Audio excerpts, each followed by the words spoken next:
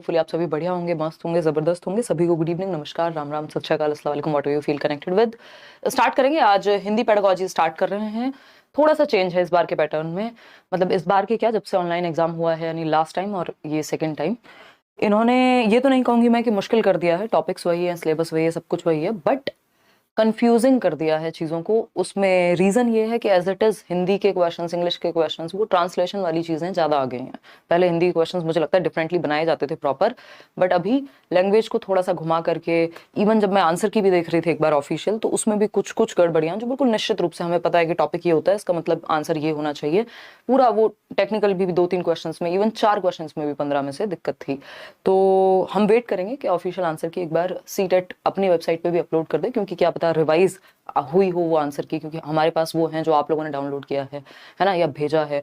तो आंसर की तो वो भी ऑफिशियल है, बट रिवाइज अगर आंसर की हुई होगी तो एक बार सीटेट उसको डाल दे वेबसाइट पे। हालांकि ऐसा होता है कि कई बार 1-2 क्वेश्चंस में दिक्कत ऑफिशियल में भी हो सकती है, लेकिन हम सही जो चीज़ है उसी को पढ़ेंगे, ताकि आगे जो है जब भी करेक्शन हो तो वो टॉपिक आपका एटलीस्ट ठीक है, तो कल को आप उस चीज़ को क्वेश्चन मार्क भी उस पर उठा सकते हैं, या उस पर आप डाउट भी पुटअप कर सकते हैं।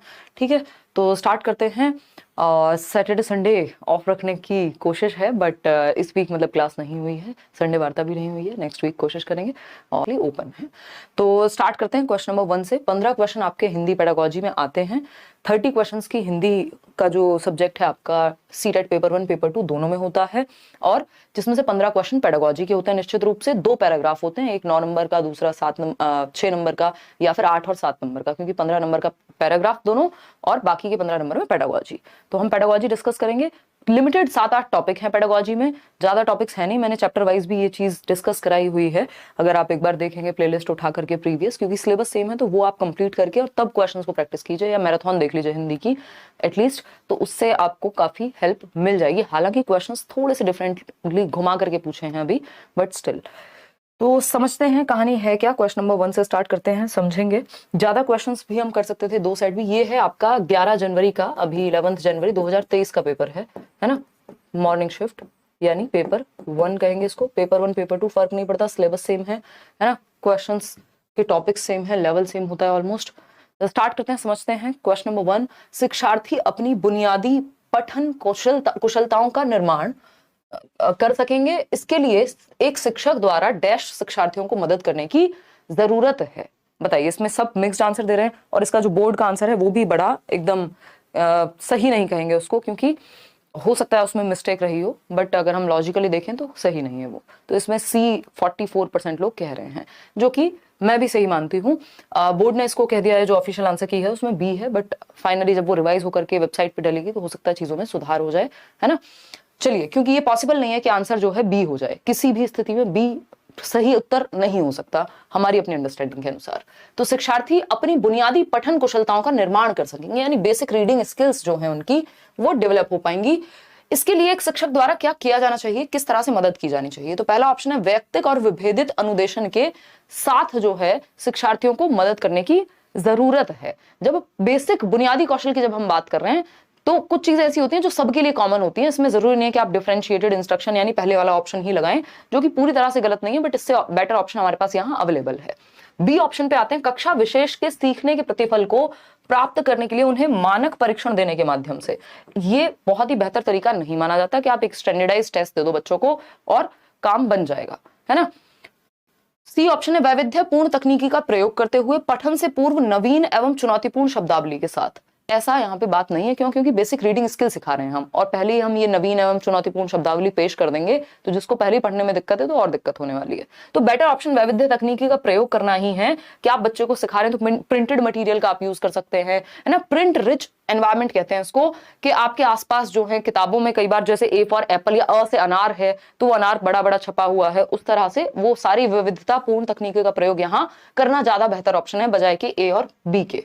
तो हम जाएंगे यहाँ सी के साथ। आगे बढ़ेंगे क्वेश्चन नंबर 2 पर। क्या कहता है क्वेश्चन नंबर 2?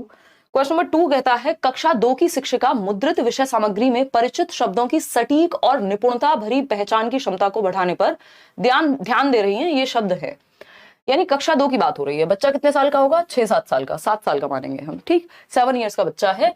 शिक्षिका जो है मुद्रित विषय सामग्री यानी प्रिंटेड जो मटेरियल है उस पर फोकस कर रही है, उसमें जो परिचित शब्द होते हैं, यानी प्रिंटेड मटेरियल होगा, मान लीजिए उसमें कुछ शब्द लिखे होंगे, है ना। हिंदी की अगर हम बात कर रहे हैं, ये ऐसे शब्द हैं जो आपको हर जगह देखने को मिल जाएंगे, हिंदी में परिचित हैं। ये परिचित क्यों हो सकते हैं? क्योंकि ज्यादातर रिपीट होते हैं, है ना।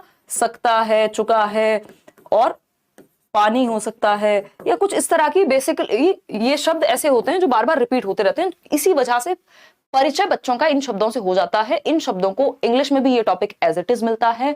क्या कहते हैं? साइट वर्ड्स कहते हैं, सर्वाधिक प्रयुक्त होने वाले शब्द कहते हैं, जिससे बेसिकली बच्चा जो जरूरी वर्ड्स हैं, जो बार बार रिपीट होते हैं जो शब्द, उनको वो जान पाए, उनसे परिचय हो पाए उसका, ठीक है ना। तो ये एक बेसिक बात है, हम इस चीज पे फोकस करते हैं, साइट वर्ड्स पे। इंग्लिश में ये होते हैं व्हाट हो गया, दीज, दैट, मे, जो बार बार रिपीट हो रहे होते हैं। उसी तरह से हिंदी में भी वही आपकी जो शब्दावली है, कुछ शब्द ऐसे होंगे जो बार बार रिपीट हो रहे होंगे, ठीक है ना। तो उन्हीं को हम साइट वर्ड्स कहते हैं। तो कक्षा 2 की शिक्षिका मुद्रित विषय सामग्री में परिचित शब्दों का जो प्रिंटेड मटेरियल है, उसमें जो बार बार आने वाले शब्द हैं, उनके थ्रू बच्चों को एक बेसिक समझ उनकी बन जाए, निपुणता भरी पहचान, कि वो शब्द को देखते ही पहचान जाए। जब इस तरह के शब्द आते हैं तो हम फटाक से पहचान लेते हैं। हमें शब्द पढ़ने के लिए क्या है? साइट वर्ड है। हम तुरंत से हमारी नजरों के सामने आएंगे और हम समझ जाएंगे या पढ़ लेंगे, ठीक है ना। तो विषय वस्तु के शब्द, यानी जो कंटेंट में है वो ही शब्द होंगे, कठिन शब्द होंगे, निष्क्रिय शब्द होंगे। जी नहीं, ये सर्वाधिक प्रयुक्त शब्द है। निष्क्रिय तो वो होते हैं, बहुत रेयरली यूज होते हैं, ठीक। तो A option is the right answer over here. आगे बढ़ेंगे, क्वेश्चन नंबर 3। बेसिकली ये वो वाली बात है कि नब्ज पकड़ने वाली बात है कि क्वेश्चन पूछना क्या चाह रहा है हमसे, इसलिए थोड़ा सा कंफ्यूजिंग अभी हुआ है, अदरवाइज मुश्किल नहीं है ये, ठीक। क्वेश्चन नंबर 3 देखिए, एक से अधिक भाषा का ज्ञान, यानी जब बच्चा बहुभाषिता की ओर जाएगा, यानी सिर्फ एक लैंग्वेज नहीं, मोर देन वन लैंग्वेज, एक भाषा से ज्यादा भाषा का ज्ञान। सिलेबस सेम है, कोई भी लैंग्वेज उठा लीजिए, ठीक है ना। तो एक से अधिक भाषा का ज्ञान क्या है? भाषा कक्षा में, यानी बच्चे को हिंदी भी आती है जो उसकी मातृभाषा है, बच्चे को क्या आती है? इंग्लिश भी आती है, बच्चे को कोई और तीसरी भाषा भी आ सकती है, यानी एक से ज्यादा भाषाएं जानना क्या है? भाषा कक्षा में शिक्षक के ऊपर एक बोझ बन जाता है। तो हम कहते हैं कि जो बहुभाषिता होती है वो एक संसाधन के रूप में देखते हैं। ये आपका एक टॉपिक भी है, multilingualism as a resource. Hindi में भी इंग्लिश में भी सेम सिलेबस है, ठीक। तो भाषा कक्षा में शिक्षक के ऊपर बोझ नहीं बन सकती। एक से ज्यादा भाषाओं का जानना बच्चे के संज्ञानात्मक विकास के लिए भी महत्वपूर्ण होता है, यानी बच्चे का कॉग्निटिव डेवलपमेंट, उसका मेंटल डेवलपमेंट भी अच्छा होता है यदि वो 2 या 2 से अधिक भाषाएं जानता हो तो बहुभाषिता जो है या एक से अधिक भाषा जानना कभी भी बोझ या बैरियर का काम नहीं कर सकता। फिर आता है सेकंड ऑप्शन, नवीन कक्षा कक्ष में सीखते समय शिक्षार्थी को उसके समनुरूप करता है, यानी जब नए कक्षा कक्ष में कोई सीख रहा होगा तो वो एक लेवल पे आ जाएंगे सारे बच्चे।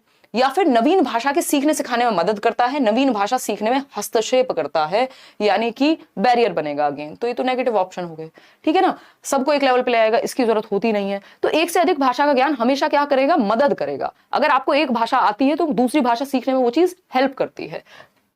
तो नवीन भाषा के सीखने सिखाने में मदद करता है, एक रिसोर्स, एक संसाधन का काम करेगी। अगर आपको एक भाषा आती है, एक से अधिक भाषाएं जो हैं वो संसाधन के रूप में होती है, ना कि बाधित नहीं करती हैं वो आपके भाषा के सीखने को, या बोझ नहीं बनती है। तो C option is the right answer. 70% लोग सही उत्तर दे भी पा रहे हैं इसमें। आगे बढ़ेंगे नेक्स्ट क्वेश्चन पे। नेक्स्ट क्वेश्चन क्या है भाई? क्वेश्चन नंबर 4 है। देखते हैं क्या कहता है क्वेश्चन नंबर 4। अगर हम बात करते हैं क्वेश्चन नंबर 4 की, तो एक शिक्षिका है, कक्षा 4 की बात हो रही है। तो कक्षा 4 के शिक्षार्थियों से एक छोटे अनुच्छेद को समझ के साथ पढ़ने और गहराई से उसका परीक्षण करने के लिए कहती है। अनुच्छेद मतलब पैराग्राफ। तो विद्यार्थियों से एक छोटे अनुच्छेद, यानी एक छोटा सा पैराग्राफ है, 7-8 लाइन का हो सकता है, 6 लाइन का हो सकता है, 5 लाइन का हो सकता है। तो एक स्मॉल पैराग्राफ है जिससे समझ बनाने को वो कह रही है कि बच्चे उस अनुच्छेद को पढ़ें और गहराई से उसका परीक्षण करने के लिए कहती हैं कि उसमें कहा क्या जा रहा है, या गलतियां हैं तो कहां हैं, या क्या बात कन्वे हो रही है। साथ ही वे आवश्यकता अनुसार शिक्षार्थियों की आधारभूत मदद भी करती हैं। जहां जरूरत पड़ने पे बच्चों को अगर गहराई से समझने में दिक्कत हो रही है कहीं, तो उसकी हेल्प भी कर देंगे टीचर। साथ ही डैश का, तो वह डैश का अभ्यास कर रहे हैं। किस चीज का अभ्यास करा रही हैं? जब वो एक छोटा सा अनुच्छेद, एक पैराग्राफ को डीप में पढ़ने की बात कर रही हैं और उसको पढ़ के समझने की या परीक्षण करने की बात कर रही हैं, तो ये विस्तृत पठन होगा। देखिए, जब एक पैराग्राफ ही छोटा है तो विस्तृत पठन तो संभव नहीं है। विस्तृत पठन के लिए बड़ी सामग्री की जरूरत पड़ेगी, ठीक है ना। तो विस्तृत पठन नहीं कहेंगे इसको। पहेली पठन, पहेली की कोई बात नहीं हुई है। सहयोगी पठन, ऐसा नहीं कहा गया कि ग्रुप में बैठ करके पढ़ रहे हैं और एक दूसरे को मदद कर रहे हैं। इस तरह की कोई बात होती तब समूह अधिगम या सहयोगी पठन की बात होती कि बच्चे साथ में ग्रुप बना करके, समूह बना करके सीखने की कोशिश कर रहे हैं। तो आपको समझना पड़ेगा क्वेश्चन ने लैंग्वेज का कौन सी भाषा का प्रयोग किया है, क्या पूछने की कोशिश में है वो। तो B option is the right answer कि ये गहन पठन कहलाएगा। क्या कहलाएगा? गहन पठन कहलाएगा। और गहन पठन हम इसलिए कराते हैं ताकि बच्चे की समझ बेहतर हो और ये स्वाध्याय की प्रवृत्ति विकसित होती है गहन अध्ययन से। स्वाध्याय मतलब सेल्फ स्टडी, बच्चा खुद से पढ़ के समझने की जो प्रवृत्ति है वो उसके अंदर विकसित होगी। किससे? गहन पठन से। इन डेप्थ जब वो किसी चीज को जानने की कोशिश करेगा, प्रॉपर एनालिसिस करेगा, विश्लेषण करेगा उस चीज का, ठीक है ना। और गहन पठन जनरली हम मौन वाचन कराते हैं। इसका मौन वाचन आप समझते हैं, मन में पढ़ते हैं जनरली, ठीक है ना। तो इससे स्वाध्याय की भी जो आपकी हैबिट है यानी सेल्फ स्टडी की वो बढ़ती है। दूसरा, गहनता से आप किसी चीज को समझते हैं। वो जो छोटा सा अनुच्छेद है, एक छोटा सा पैराग्राफ है, उसको गहराई से पढ़ने की बात चल रही है और गहराई से पढ़ के समझने की बात चल रही है, ठीक। तो ये गहन पठन जो है इसका सही उत्तर होगा। विस्तृत के लिए बड़ी सामग्री का होना यहां जरूरी हो जाएगा, है ना। विस्तृत मतलब बड़ा, विस्तार में।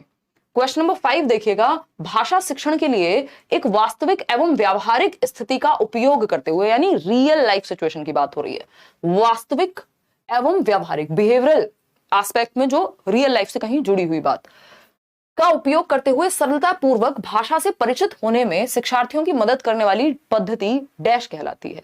यानी हम भाषा को सिखाने के लिए एक लैंग्वेज टीचर के रूप में, या फिर यहाँ पे तो अगर प्राइमरी लेवल पे देखें तो आप सब कुछ ही हैं, सारे विषय पढ़ा लेते हैं। तो भाषा शिक्षण के लिए एक वास्तविक एवं व्यावहारिक स्थिति आप प्रेजेंट कर रहे हैं जहां उसको रियल लाइफ में भाषा को यूज करने का मौका मिलेगा। तो सफलता पूर्वक भाषा से परिचित होने में शिक्षार्थियों की मदद करने वाली पद्धति कौन सी है? संरचनात्मक, यानी स्ट्रक्चर में तोड़ दो तो इससे तो मुश्किल हो जाएंगी चीजें।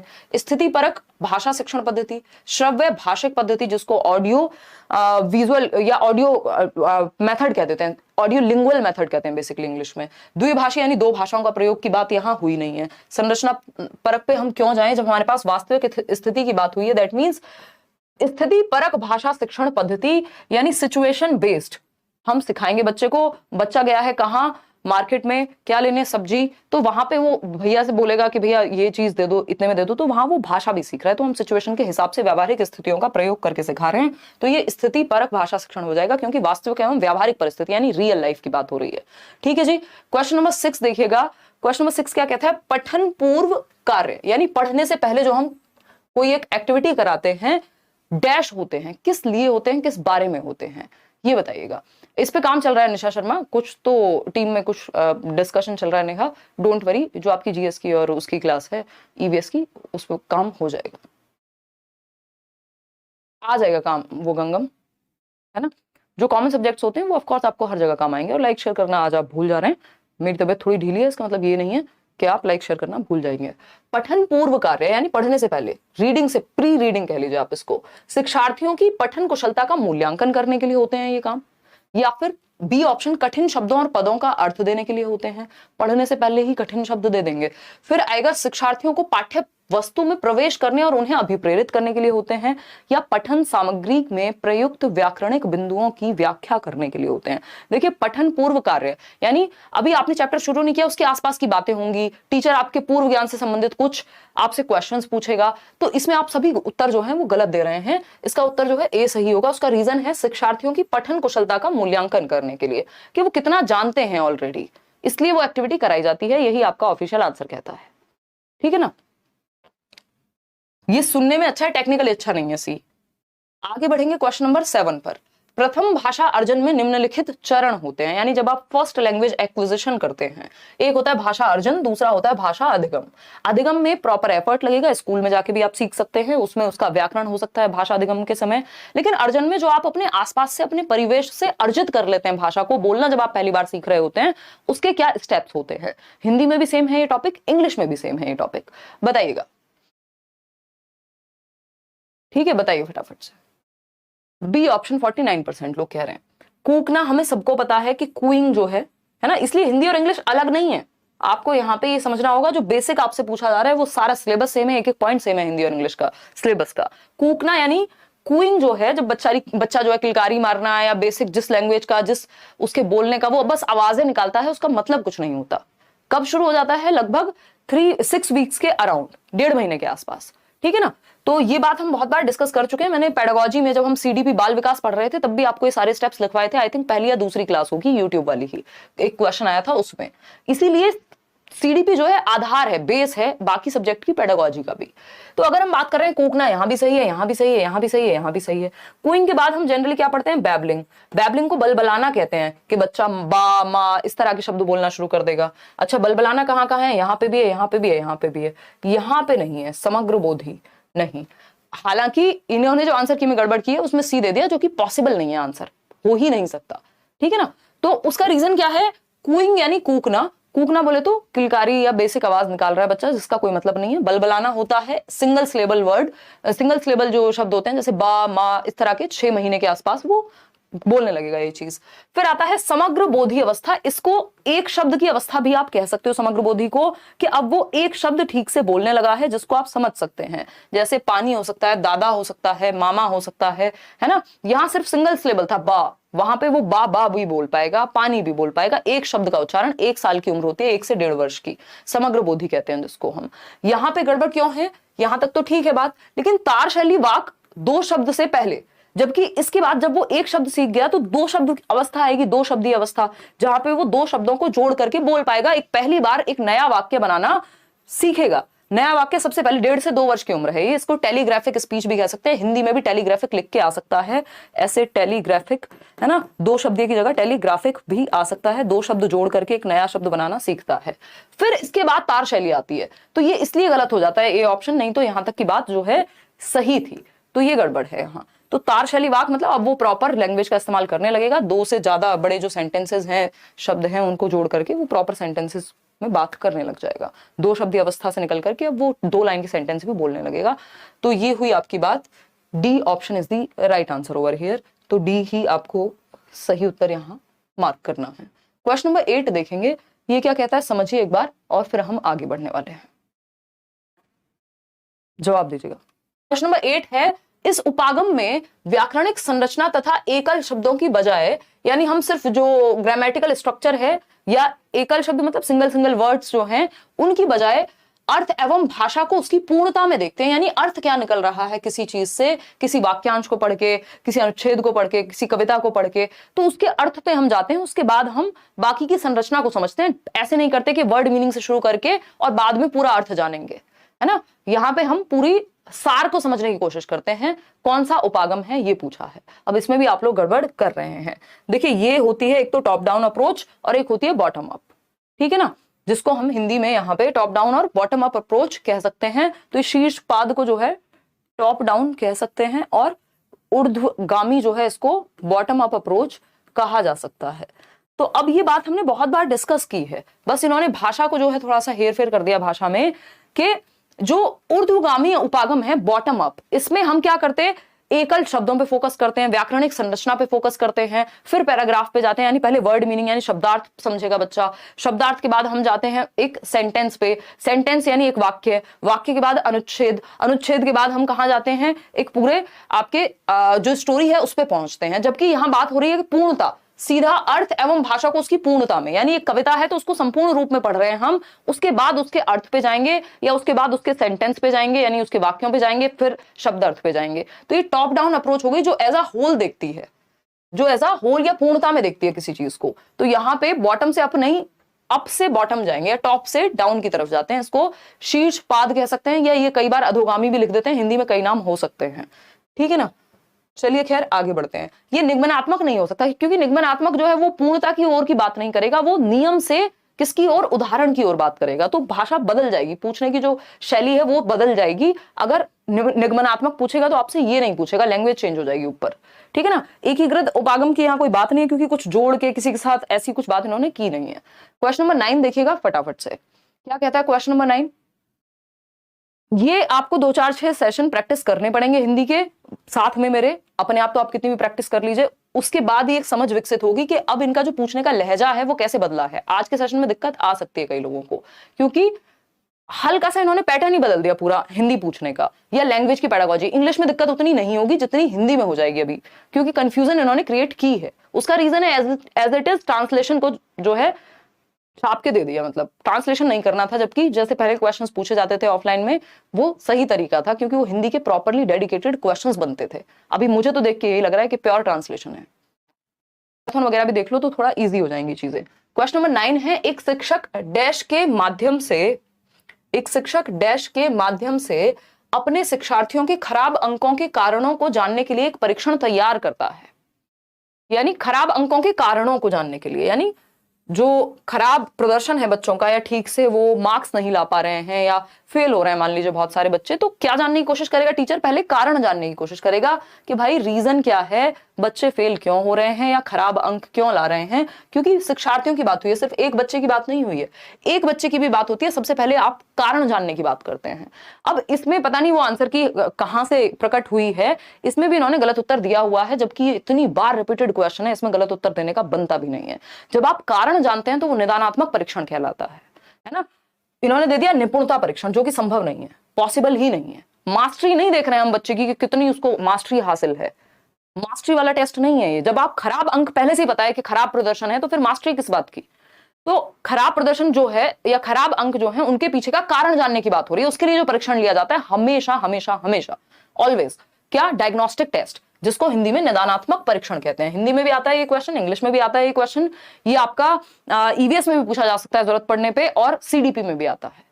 तो निदानात्मक मतलब डायग्नोस्टिक, डायग्नोज करते हैं। जैसे आपका डॉक्टर अगर आपको 4 दिन से बुखार है सीधा दवाई नहीं दे देगा कि 15 दिन से बुखार है और सीधा दवाई ले लो, वो डायग्नोज करने की कोशिश करता है, टेस्ट कराएगा, आप लैब में जाएंगे, है ना, सैंपल, ब्लड सैंपल लिया जाएगा, फिर पता किया जाएगा क्या बीमारी है, फिर उसके बाद इलाज किया जाएगा। तो ऐसे ही पहले निदान किया जाता है, पता लगाया जाता है कारण का, उसके बाद उपचारात्मक शिक्षण दिया जाता है। तो निदानात्मक के बाद हमेशा उपचारात्मक शिक्षण की बात निदानात्मक के बाद होती है। क्यों? क्योंकि हमें अगर रेमेडियल टीचिंग देनी है तो पहले हम डायग्नोज करेंगे, पहले हम पता लगाएंगे कि समस्या है कहां। ठीक है ना। अगर बिना टेस्ट कराए भी डॉक्टर दवाई देता है तब भी वो आपसे लक्षण पूछेगा कि ठंड लग रही है या नहीं लग रही है, वो भी डायग्नोज करना है एक तरह का।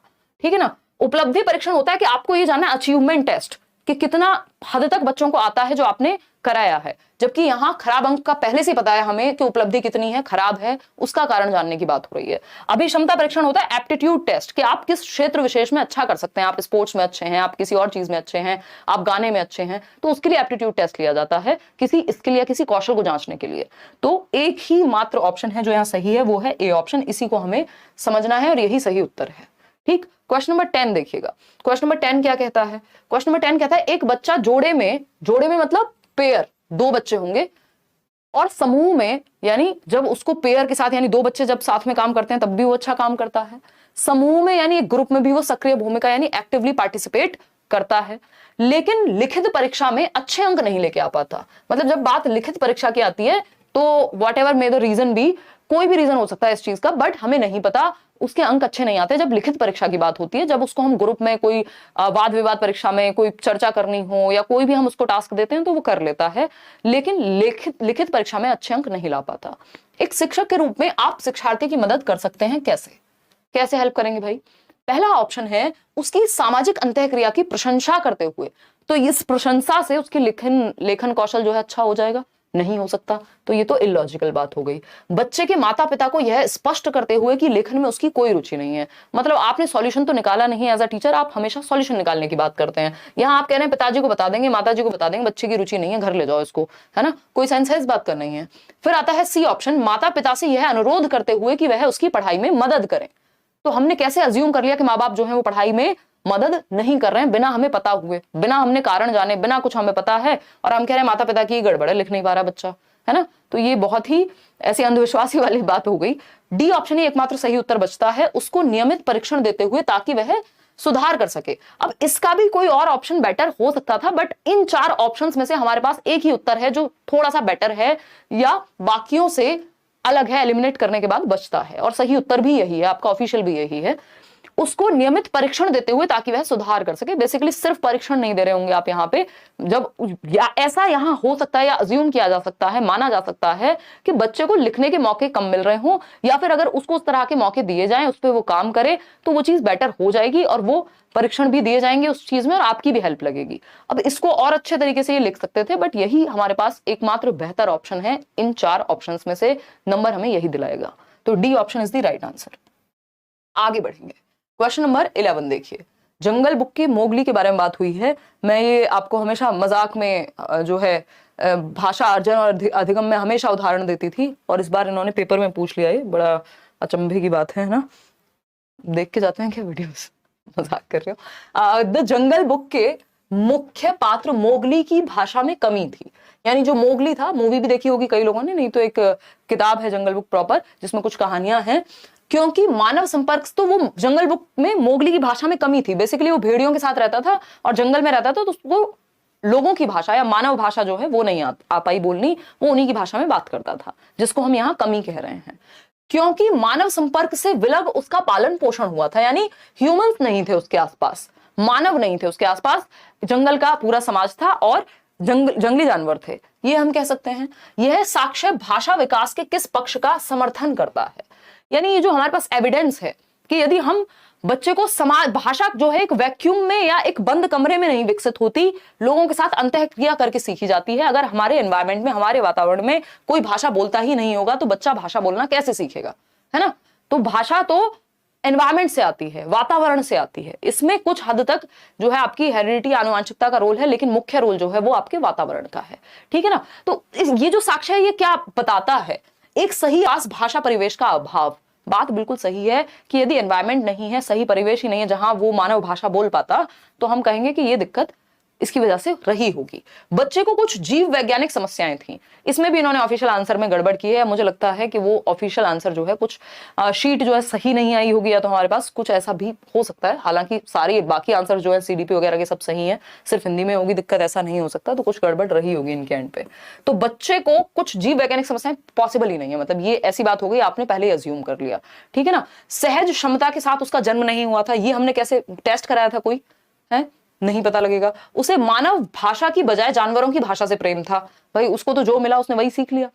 तो एक सही आयु में, हमें पता है नॉम चॉम्स्की, इस उत्तर के लिए हमारे पास पूरे वैलिड रीजंस हैं कि एक सही आयु में बच्चे के पास भाषा परिवेश का अभाव था। नॉम चॉम्स्की क्या कहते हैं, नॉम चॉम्स्की कहते हैं कि भैया जो आपका लेड है, यानी भाषा अर्जन यंत्र है, लैंग्वेज एक्विजिशन डिवाइस, वो एक उम्र तक ही सॉलिड रहता है, या मैं कहूं उसको ज्यादा एक्टिव रहता है, फिर धीरे धीरे वीक हो जाता है, ठीक है ना बात। तो नॉम चॉम्स्की भी अगर हम यहाँ पे रेफरेंस में रखें तो हम ये समझ सकते हैं कि एक उम्र तक जो शुरुआत के साल हैं आपके बाल्यावस्था तक के 5 से 10 वर्ष का बच्चा ज्यादा जल्दी भाषा सीख जाएगा, बजाय कि एक 25 वर्ष के व्यक्ति को नई भाषा सिखाने में समय लग सकता है। तो एक सही आयु में बच्चे के पास भाषा परिवेश का अभाव था, इसलिए वो भेड़ियों की भाषा सीखेगा। तो A option is the right answer. आगे बढ़ते हैं क्वेश्चन नंबर 12 पर। क्वेश्चन नंबर 12 पर चलेंगे। क्या कहता है ये, अर्थ क्रियात्मकता यानी प्रैग्मेटिक्स की ओर संकेत करता है। अब ये देख रहे हैं आप, पहले क्वेश्चन इस तरह से नहीं आते थे, डिफरेंट तरीका था। अब इन्होंने वही इंग्लिश और हिंदी को ऐसे कंफ्यूज किया है, क्योंकि कॉमन टॉपिक्स पहले भी थे हिंदी और इंग्लिश में, लेकिन पूछने का तरीका या लहजा बदल जाता था, हिंदी के लिए अलग, इंग्लिश के लिए अलग। प्रैग्मेटिक्स की ओर संकेत हो रहा है। प्रैग्मेटिक्स क्या होते हैं भाई लैंग्वेज में? प्रैग्मेटिक्स होते हैं प्रैक्टिकल यूज से संबंधित, यानी व्यवहारिकता से संबंधित भाषा की प्रैक्टिकल यूज के। जब आप पिताजी से बात करते हैं तो एक डिफरेंट लहजे में बात करते हैं, और जब आप अपने दोस्तों में बात करते हैं तो आप डिफरेंट तरीके से बात करते हैं। पिताजी को यार कहेंगे तो 2 गालियां पड़ सकते हैं, या बुरा भला आपको कहने को मिल सकता है। पिताजी कह सकते हैं मैं तुम्हारा यार लगता हूं क्या, है ना। जबकि आप अपने दोस्तों में यार कहेंगे तो वो बहुत ही नॉर्मल बात होगी। तो ये क्या हुआ, भाषा को आप प्रैक्टिकल सिनेरियो में, व्यावहारिक जीवन में कैसे प्रयोग करते हैं, वो है आपका अर्थ क्रियात्मकता या फिर प्रैग्मेटिक्स लैंग्वेज का। तो भाषा के सामाजिक नियम, भाई समाज ने तो बनाए ये नियम, या विद्यालय भाषा की नीति है, ये विद्यालय की अनुदेशन की भाषा यानी इंस्ट्रक्शन की लैंग्वेज है जिसमें पढ़ाया जाएगा, वो प्रैग्मेटिक्स है, या फिर शैक्षणिक भाषा है। तो हम कहेंगे भाषा के सामाजिक नियम की बात हो रही है कि हम व्यवहारिकता में या प्रैक्टिकल सिनेरियो में कैसे यूज कर रहे हैं, वो है प्रैग्मेटिक्स। आगे बढ़ेंगे क्वेश्चन नंबर 13 पर। क्या कहता है क्वेश्चन नंबर 13? ये कहता है निम्नलिखित में से किसका कविता में एक आकलन तत्व के रूप में समर्थन नहीं किया जा सकता? नॉट लिखा हुआ है। क्या लिखा हुआ है? नॉट लिखा हुआ है। एक आकलन तत्व के रूप में, यानी एक असेसमेंट टूल के रूप में, यानी जिससे जांचा जा सके भाषा की समझ को। तो पहला ऑप्शन है व्याकरण। किसकी बात हो रही है पहले ये समझना बहुत जरूरी है। भाषा के कौन से पक्ष की बात हो रही है? कविता की बात हो रही है, एकांकी की बात नहीं हो रही है, कोई आपके वैसे पाठ की बात नहीं हो रही है जिसमें कोई कहानी हो, है ना। तो एक कविता की बात हो रही है, पोयम की बात हो रही है। तो मैं एक आकलन तत्व यानी एक असेसमेंट टूल, अगर आपको बच्चे की कविता की समझ को जांचना है तो क्या आकलन का एक तत्व हो सकता है? व्याकरण। क्या आप बच्चे से उसका व्याकरण के बारे में बात करने लग जाएं? शब्द भंडार, भाई बिल्कुल, अगर कविता में कोई ऐसा शब्द है तो आपने पूछ लिया अच्छा बताओ इसका क्या मतलब समझ आया तुम्हें, तो इसका मतलब आप असेस कर पा रहे हैं, आकलन का एक तत्व हो गया कविता को जांचने का। कि शब्द भंडार आपको ट्विंकल ट्विंकल या मछली जल की रानी है, तो जल का मतलब अगर आप पूछ रहे हैं तो शब्द भंडार से आपको समझ में आ जाएगा कि बच्चे को कितना समझ में आया है। तो ये बात तो ठीक है, और शब्द भंडार विकसित भी होता है इससे। काव्यात्मक उपकरण जो भी उसमें यूज हुए हैं, चाहे कविता की अंतर्वस्तु, लेकिन व्याकरण का यूज हम कभी भी कविता के कॉन्टेक्स्ट में नहीं करते कि हम बच्चे को व्याकरण सिखा रहे होंगे कविता के संदर्भ में, कि हम उससे व्याकरण के क्वेश्चंस पूछना शुरू कर दें यहाँ जब बात कविता की हो रही है। तो ए ऑप्शन जो कि सही दे रहे हैं आप लोग सभी। आगे बढ़ेंगे, क्वेश्चन नंबर 14, सेकंड लास्ट है ये, देखिएगा इसको। क्वेश्चन नंबर 14 है, कौन-सी पद्धति मातृभाषा में पहले से अर्जित भाषा कौशलों के उपयोग के माध्यम से लक्ष्य भाषा सीखने में प्रवाह पूर्णता एवं सटीकता के विकास एवं उपलब्धि का समर्थन करती है। यानी मातृभाषा में पहले से अर्जित भाषा, यानी मातृभाषा अर्जित भाषा है, अपने एनवायरमेंट से मान लीजिए हिंदी है, तो हिंदी का प्रयोग, हिंदी क्या हो गई, मातृभाषा हो गई, जो बच्चे को उसकी मातृभाषा हो गई, है ना, मातृभाषा। ठीक, तो हिंदी का प्रयोग हम कर रहे हैं लक्ष्य भाषा सिखाने के लिए। लक्ष्य भाषा होती है, टारगेट लैंग्वेज कहते हैं इसको। लक्ष्य भाषा, जो भी भाषा को आप सिखाने का लक्ष्य लेकर के चल रहे हैं, ये अंग्रेजी हो सकती है ज्यादातर स्कूल्स में, है ना, कि भाई टारगेट लैंग्वेज क्या है, अंग्रेजी हो सकती है। अगर बच्चे की मातृभाषा यहां पर कुछ और है और स्कूल में हिंदी सिखाई जा रही है, तो वहां हिंदी लक्ष्य भाषा बन जाएगी। ऐसा कुछ नहीं कि मातृभाषा का मतलब हिंदी होता है और लक्ष्य भाषा का मतलब अंग्रेजी होता है, ये बदल सकती हैं। लक्ष्य भाषा हिंदी भी हो सकती है, लक्ष्य भाषा तमिल भी हो सकती है, तेलुगु भी हो सकती है। जो भी भाषा सिखाने का लक्ष्य रखा जा रहा है वो लक्ष्य भाषा है, वो टारगेट लैंग्वेज है, ठीक है ना। तो वो कौन सा मेथड है, जब हम हिंदी लैंग्वेज में, मैंने इस पे भी एक डिस्कशन किया हुआ है प्रीवियस क्लास, अगर आप ढूंढेंगे तो मिल जाएगी या सर्च करेंगे तो प्लेलिस्ट है हिंदी पेडागोजी की पूरी, इंग्लिश पेडागोजी की पूरी, ईवीएस की, है ना। तो हिंदी यानी मातृभाषा का प्रयोग, यानी जो बच्चे को पहले से आता है उसका प्रयोग आप लक्ष्य भाषा सीखने में करा रहे हैं। यानी मुझे हिंदी आती है और मैं इंग्लिश सीखने की कोशिश कर रही हूं, तो मैं हिंदी की हेल्प लूंगी। हेल्प कैसे लूंगी, मैं कहूंगी मुझे पता है कि हिंदी में जल कहते हैं पानी को, अब मुझे जल पता है, अब इस जल को वाटर कहेंगे इंग्लिश में। ये क्या किया मैंने, हेल्प ले ली, किस चीज की, अपनी मातृभाषा की लक्ष्य भाषा को सीखने में। कहां होता है ये, ग्रामर ट्रांसलेशन में होता है, जिसको ओल्डेस्ट मेथड भी कह देते हैं कई लोग। व्याकरण अनुवाद विधि में ये चीज होती है ना। 43% लोग ए कह रहे हैं, बिल्कुल गलत। प्रत्यक्ष विधि होती है direct language, direct method. Direct method में आप उसी भाषा का प्रयोग करते हैं जो भाषा आप सिखाना चाह रहे हैं, या दो भाषाएं नहीं होती, यहां मातृभाषा का यूज ही वर्जित है, मतलब आप मातृभाषा प्रयोग नहीं कर सकते प्रत्यक्ष विधि में, क्योंकि ये प्रत्यक्ष रूप से डायरेक्ट। इंग्लिश सिखानी है तो इंग्लिश में ही बात करो, नहीं तो 5 रुपए फाइन लगेगा अगर हिंदी बोलोगे तो। ये प्रत्यक्ष विधि में कोई और भाषा का इस्तेमाल नहीं होता, जो आपकी लक्ष्य भाषा होती है सीधा उसी का इस्तेमाल होता है, तो प्रत्यक्ष विधि तो उत्तर हो नहीं सकता। ठीक, द्विभाषी पद्धति या श्रव्य भाषिक पद्धति, अगर यह मातृभाषा की बात नहीं हो रही होती, कोई भी दो लैंग्वेज की बात हो रही होती, तब हम द्विभाषी कह देते। लेकिन मातृभाषा का ट्रांसलेशन होता है, मातृभाषा का प्रयोग करते हैं हम नई भाषा सीखने में, उसको व्याकरण अनुवाद विधि कहते हैं हम यहाँ पे। ठीक है, आगे बढ़ेंगे। क्वेश्चन नंबर 15, इसमें क्या होता है, बोलने पे पकड़ नहीं आ पाती बच्चे की, लिखना भाषा को सीख जाता है वो, या व्याकरण उसका सीख जाता है, लेकिन जो मौखिक भाषा है वो अच्छी नहीं हो पाती, क्योंकि इसमें हम ट्रांसलेशन पे फोकस ज्यादा करते हैं।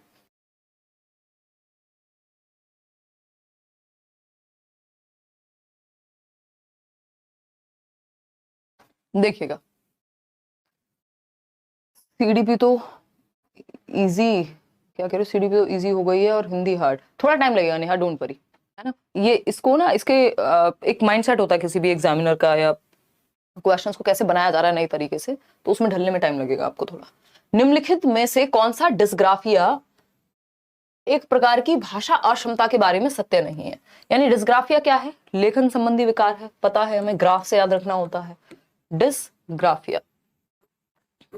लास्ट क्वेश्चन है आज के लिए, इसीलिए मैंने सिर्फ 15 ही क्वेश्चंस उठाए हैं कि पहले आप इन्हीं को डाइजेस्ट कर लें, और ये पीडीएफ मैं सबसे पहले दे दूंगी, आज रात में आपको ये पीडीएफ शेयर कर दूंगी, ताकि इसको आप समय से रिवाइज कर लें, ठीक है ना। तो निम्नलिखित में से कौन सा डिस्ग्राफिया एक प्रकार की भाषा अक्षमता के बारे में सत्य नहीं है, यानी डिस्ग्राफिया के बारे में सही बात नहीं है। पहला है, यह सीखने की संगतपूर्ण लेखन क्षमता को प्रभावित करता है। हाँ, बात सही है भाई, लिखने की जो क्षमता होती है बच्चे की वो प्रभावित होती है, बात सही है। यह कागज पर अक्षर, अंक या शब्द लिखने में बाधा उत्पन्न करता है, ये भी पॉसिबल है, लेखन में जो है समस्या बच्चे को आती है, बाधा होती है। यह सकल मोटर कौशल और तार्किक चिंतन को प्रभावित करता है। सकल मोटर होता है ग्रॉस मोटर स्किल्स, ठीक है ना, और तार्किक चिंतन होता है आपका लॉजिकल थिंकिंग। फिर आता है डी ऑप्शन, यह खराब वर्तनी, बिगड़ी हुई लिखावट को बढ़ावा देता है। यानी जो स्पेलिंग मिस्टेक्स होती हैं, हाँ बिल्कुल होती हैं डिस्ग्राफिया की वजह से। बिगड़ी हुई लिखावट, इलेजिबल यानी अपठन योग्य, मतलब पढ़ नहीं सकते आप, पढ़ने योग्य नहीं होती, लेजिबल नहीं होती आपकी जो लैंग्वेज है डिस्ग्राफिक बच्चे की। बात तो सही है, लेकिन इन्होंने क्या किया, इसमें भी बढ़ावा देता है, तो सही शब्द शायद बढ़ावा देना ना होकर के यहाँ बाधित करता है, ये हो सकता था, लेकिन फिर भी इससे जो बेटर ऑप्शन है हमारे पास, आंसर इन्होंने यही कंसिडर किया है। मैं वेट करूंगी एक बार जो भी ऑफिशियल आंसर की आती है उसके लिए।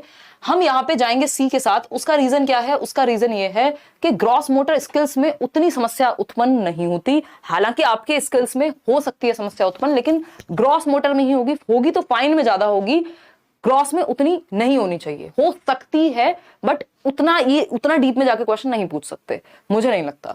और तार्किक चिंतन को प्रभावित करता है, कुछ हद तक आपकी थिंकिंग एबिलिटी प्रभावित होती है, लेकिन सीधा लॉजिकल कह देना।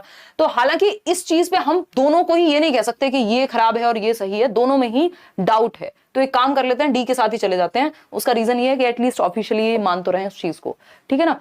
क्योंकि खराब ये भी बढ़ावा देता है, बढ़ावा देना इज अ मतलब नेगेटिव वर्ड, यहाँ बढ़ावा देता है कहना पता नहीं कितना सही होगा। अब ये इनके ट्रांसलेशन के कारण हो रही है इस तरह की मिस्टेक्स, नहीं तो जो सही उत्तर इस हिसाब से बनेगा जैसे लिखा हुआ है सी बनेगा। तो इस पे हम अभी कोई सही उत्तर नहीं मार्क करेंगे, एक बार ऑफिशियल आंसर की का वेट करेंगे। अनटिल अनलेस आप जो है सही आंसर की आपके पास ना आ जाए तब तक इस पे क्या ही मतलब फाइनल नहीं कह सकते इसको।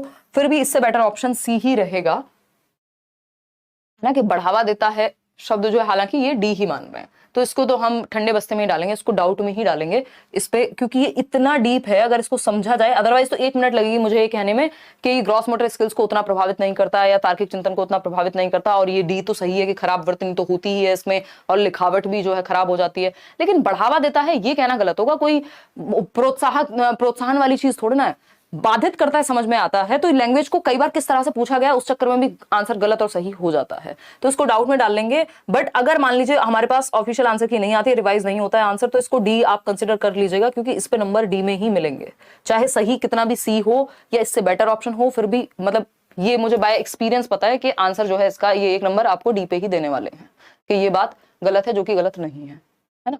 तो अब इसमें कुछ कर नहीं सकते, या तो मैं आपको बिल्कुल ये ही ना बताऊं और अपनी मर्जी से करा के चली जाऊं कि ऑफिशियल आंसर की में क्या बात हो रही है या क्या कॉन्फ्लिक्ट क्रिएट हो रहा है ना, जो कि आगे से मैं कोशिश भी करूंगी, क्योंकि उससे फिर कई लोगों को कंफ्यूजन भी होती है। आउट ऑफ 15 कितना ठीक हुआ वो आप बता दीजिएगा, अगर आपको पसंद आया होगा होपफुली लाइक शेयर सब्सक्राइब आप कर दीजिएगा। थोड़ा सर में दर्द हुआ होगा आज के सेशन से, बट ये हल्का सा पैटर्न में चेंज है। हमें इस चीज में एक काम करना है, जो अपने टॉपिक्स हैं उनको मजबूत कर लेना है और उसके अनुसार कोशिश करनी है 4 ऑप्शंस में से जो बेस्ट हो उसके साथ जाने की, है ना। चलिए आज के लिए इतना ही रखेंगे, 1-2 सेशन और होंगे तो आपको ये इजी लगने लग जाएगी, डोंट वरी, इसका भी कोई ना कोई सॉल्यूशन मैं निकाल लूंगी, ठीक है ना। चलिए टेक केयर, बाय बाय, ध्यान रखिए।